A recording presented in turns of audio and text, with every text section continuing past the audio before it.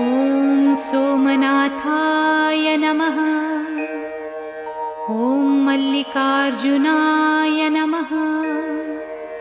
ॐ महाकालेश्वराय नमः।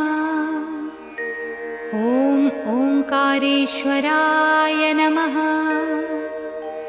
ॐ वैद्यनाथाय नमः।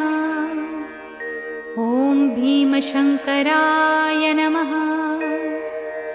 ॐ रामेश्वराय नमः। ॐ नागेश्वराय नमः।